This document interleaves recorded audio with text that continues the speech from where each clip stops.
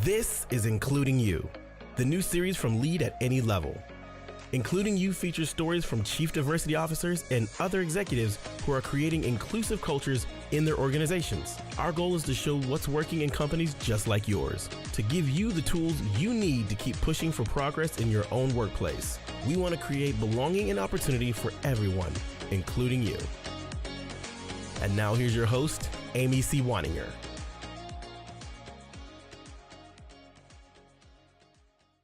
Welcome back to Including You. I'm your host, Amy C. Waninger, the Inclusion Catalyst. My guest today is Jewel Edward Love Jr. He is the founder of Black Executive Men, which provides paid executive coaching for impact-driven Black men in manager, director, VP, SVP, and C-suite roles who are looking to improve their seniority, salary, and job satisfaction. The firm has 15 employees across the U.S. and has already helped more than 500 Black men in leadership roles. Jewel, welcome to the show.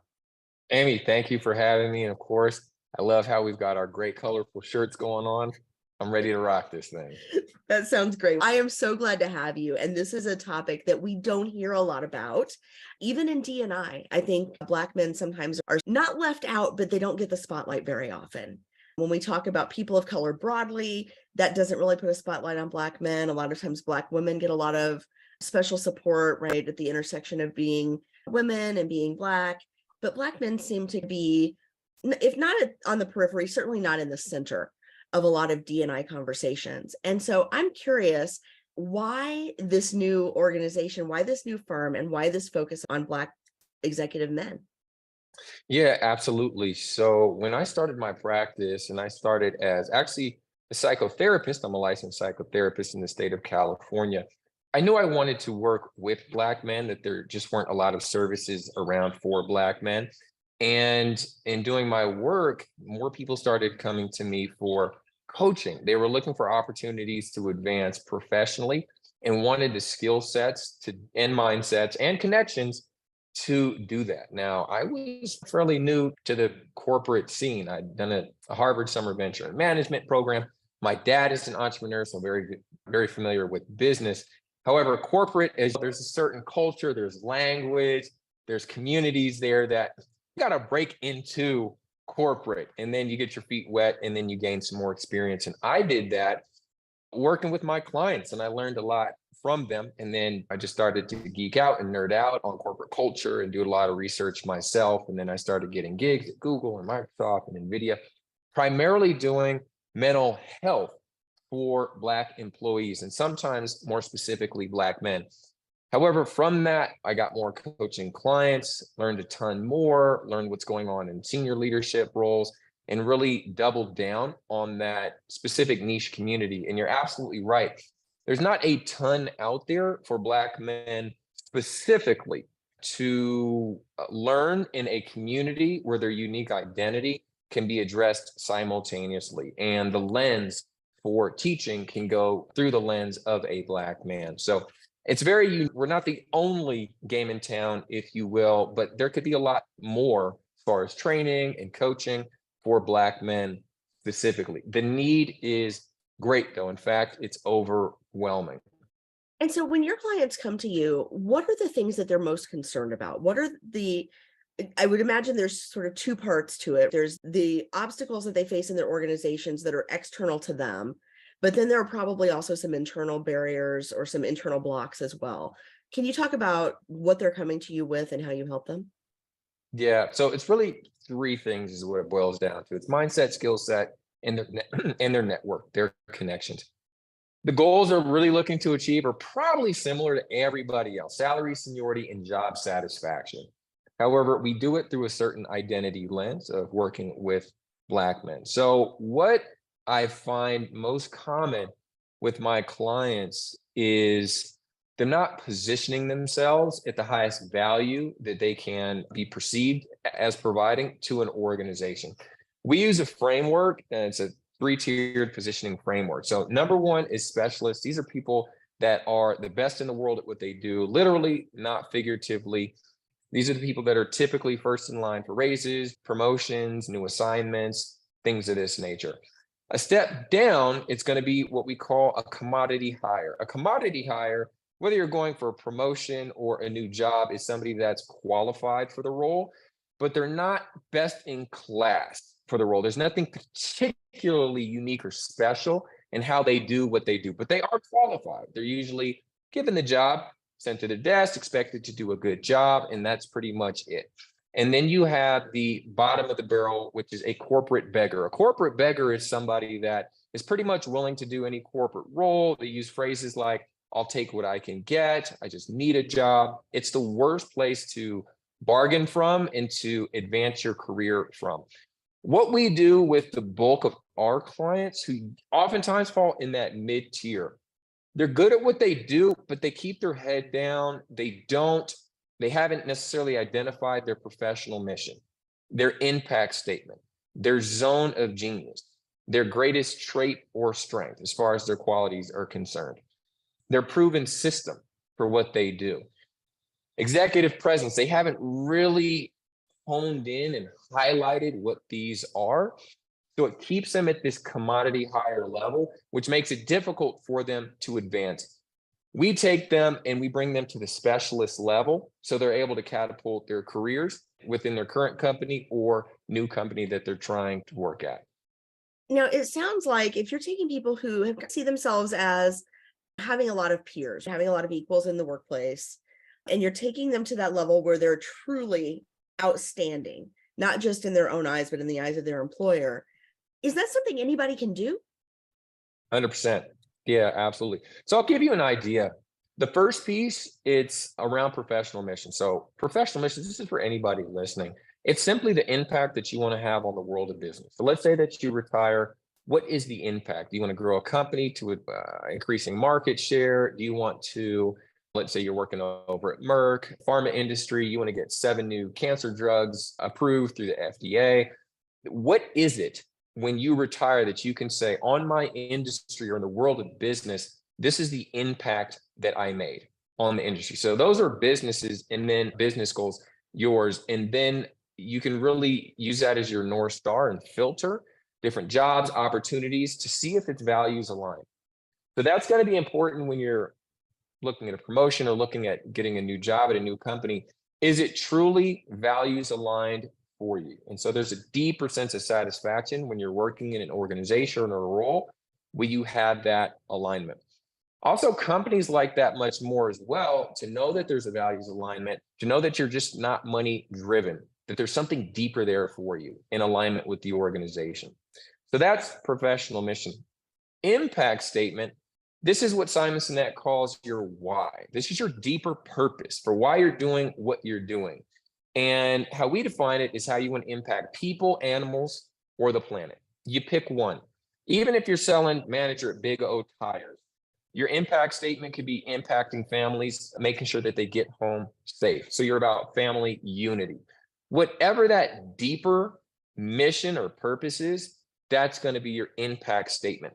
And that's important to know for yourself as well, to ensure that the place that you're working is going to be values aligned, because it's going to give you a deeper sense of satisfaction. Remember, we talked about salary, seniority, job satisfaction.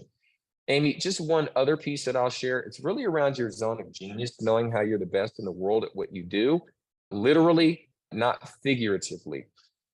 That is one of the most powerful positioning tools you can do to highlight your value for an organization or your next role. And that has to do with being a specialist. This is niching down. So perhaps you're a manager that helps millennials with productivity and retention at tech companies that are top 50, or that do between something smaller, let's just say $10 to $50 million a year.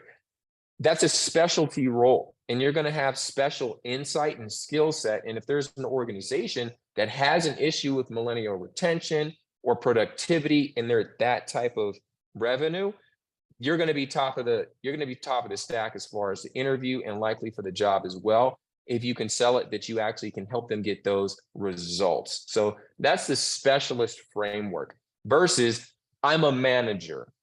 I help people succeed. I do it well. Okay, that's nice. That's good. How are you going to help?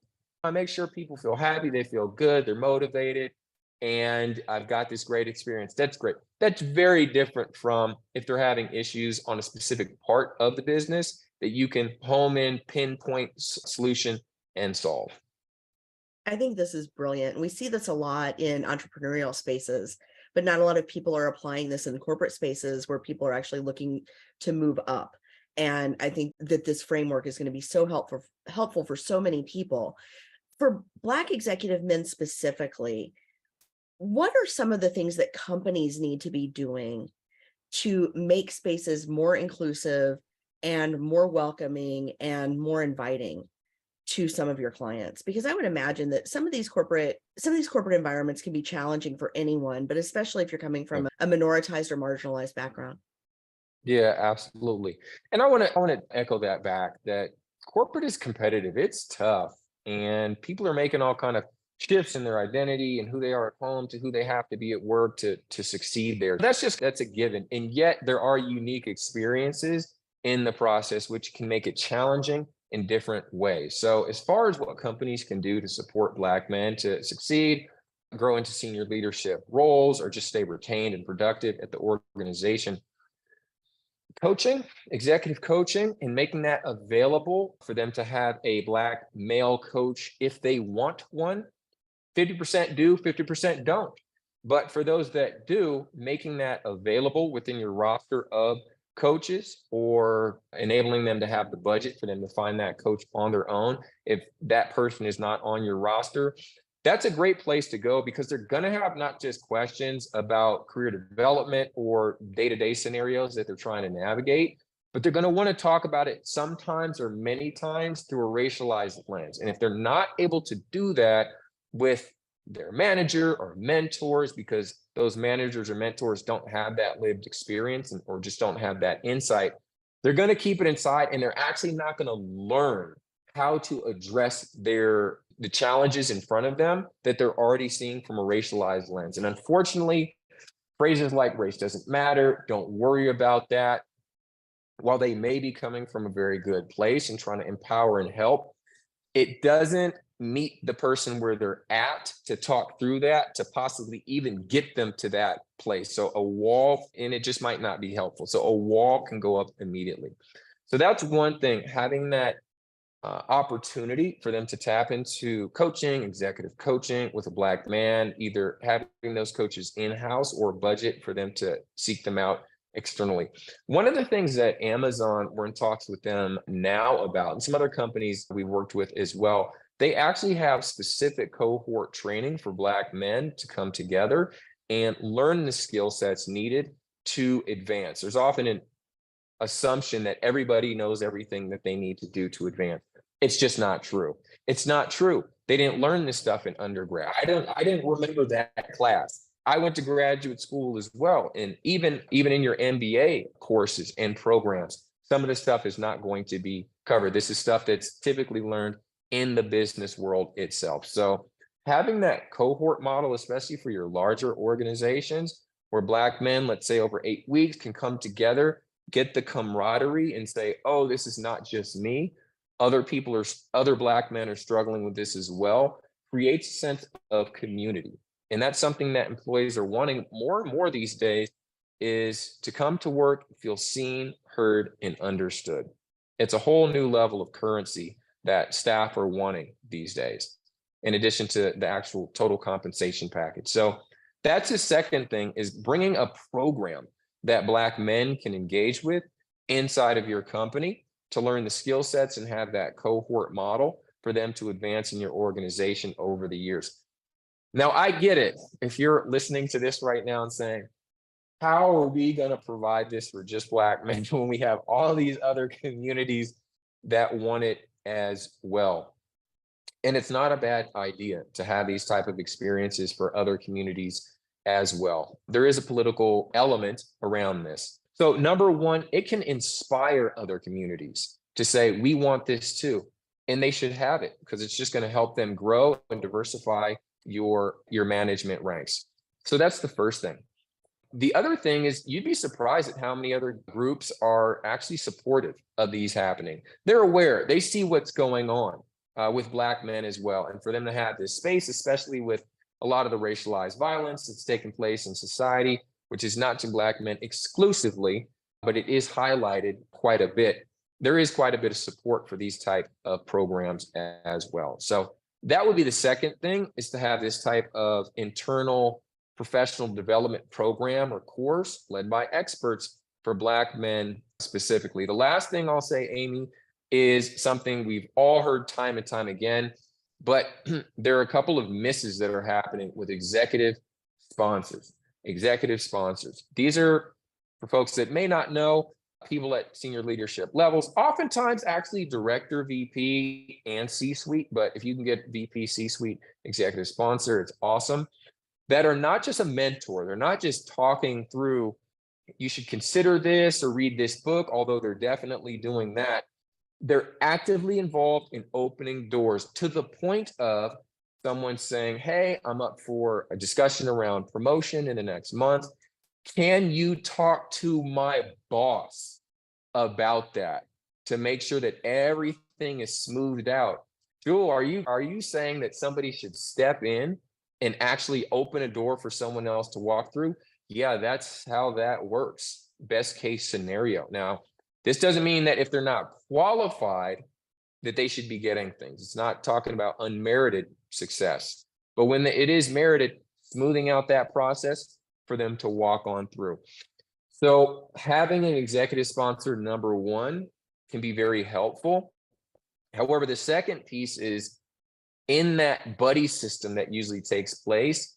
If the executive sponsor is not familiar with the cultural pieces, there could be a lot of misses involved, and those relationships can disintegrate incredibly fast and become ineffective. So for the executive sponsors, some type of education around race, being a Black man, so they have some insight to be able to talk about that piece of the equation, because that is going to be front and center for a lot of guys. Is, can I be comfortable talk about if things are a racial issue or not, and get the perspective of the executive sponsor to help them resolve it. So those are three things that come to mind that companies can do. Of course, there's a lot more, but that in and of itself is very effective.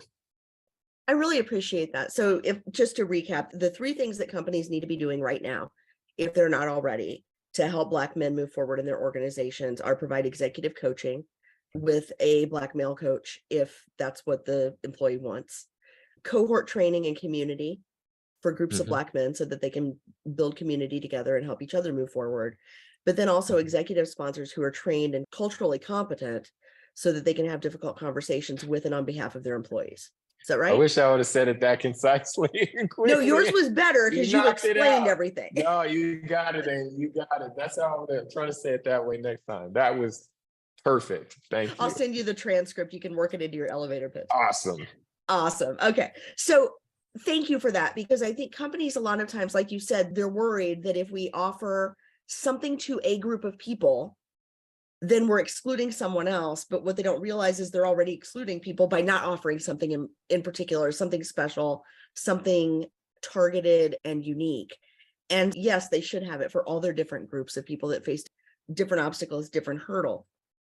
And then on the flip side of that, when you are working with your clients to help them build this capacity as specialists, and you can plug them into an organization that's offering these opportunities, I can see why you're seeing great results, both with your coaching clients, but also with your corporate clients, because this is really a perfect marriage of tend to the soil and nurture the plant. I'll give you an example of that as well, why culture is in many cases primary. It's so important. So when I was just getting out of college, looking for one of my first jobs after college, I went to a restaurant. It was a Black-owned restaurant. And I walked in. This is Home of Chicken and Waffles. And I walked in with a full suit, shiny shoes, just over the top dressed for this establishment. Good, tasty food, but just way too overdressed. Didn't know better. It's fine. And the owner, African-American man, and I struck up a conversation immediately. And there was the cultural nuance and connection we could talk about, just little elements around history and culture. And I'd never met this guy before, but then it becomes who knows who, and did you go to high school with this person and that person, and these people and our people from this part of the South, and we're from over.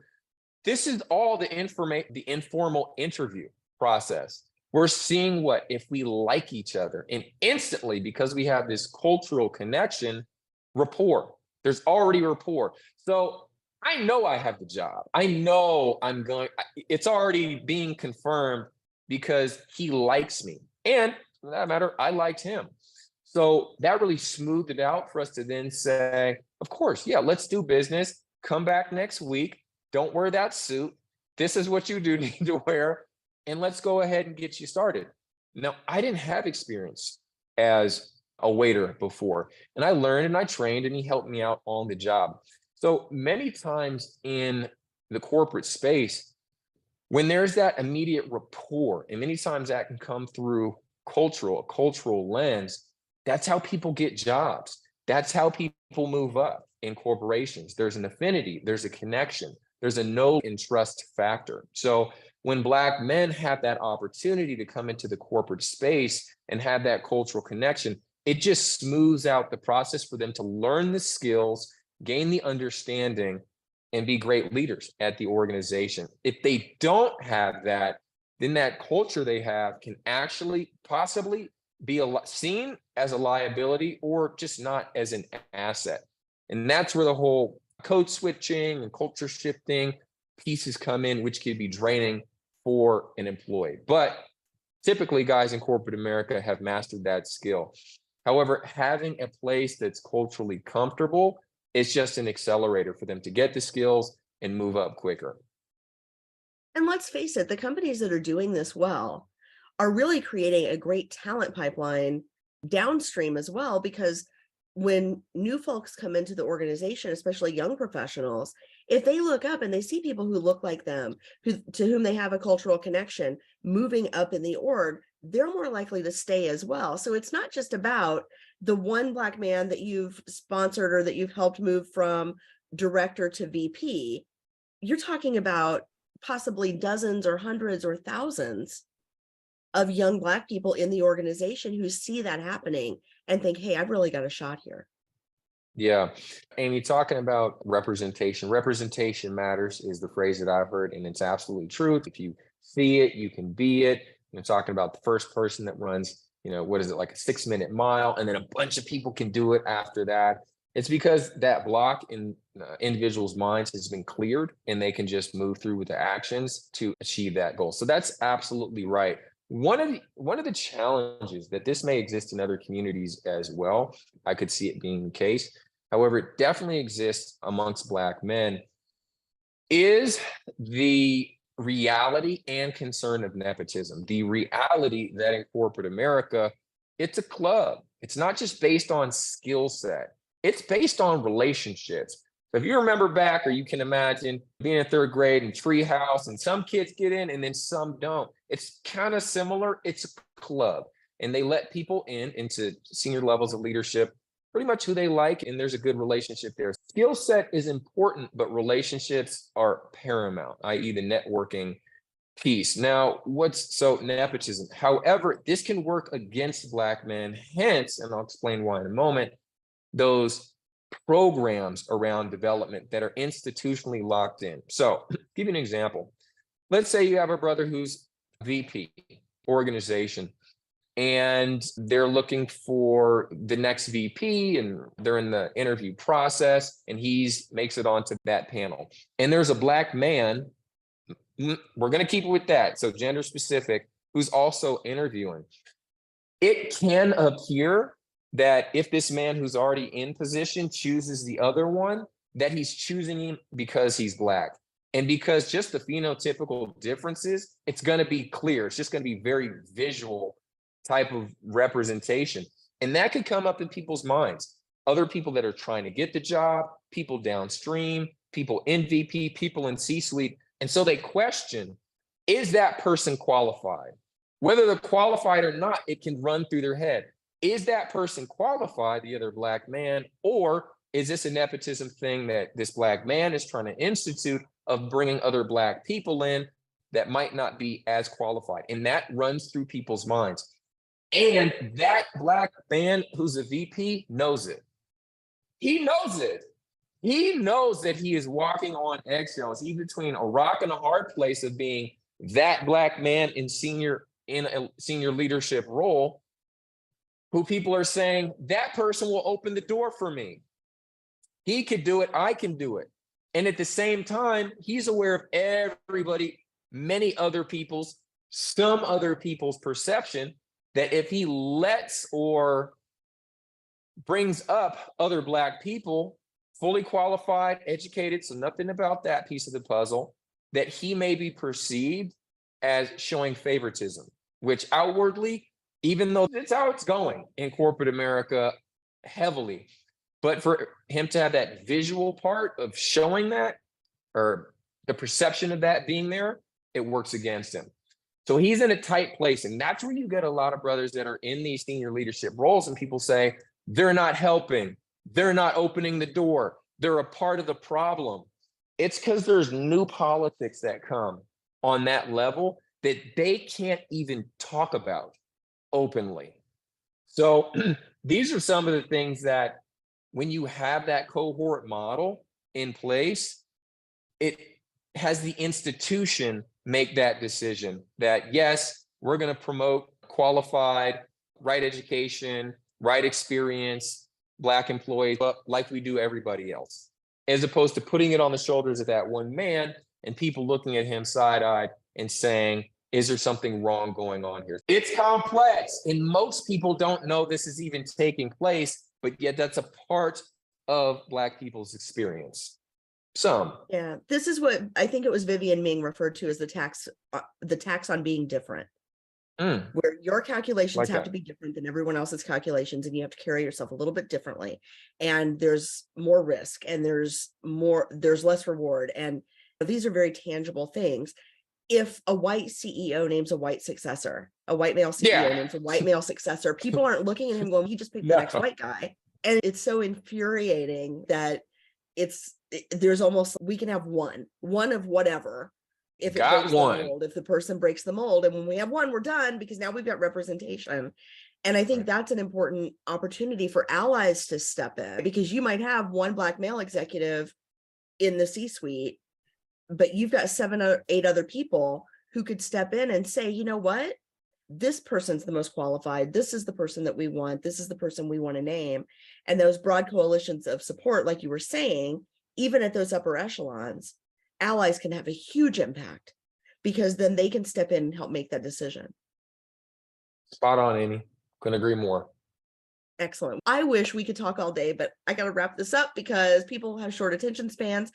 And I want to make sure that we let people know where they can find you, and especially the Black men who are aspiring to executive roles, where they can find you.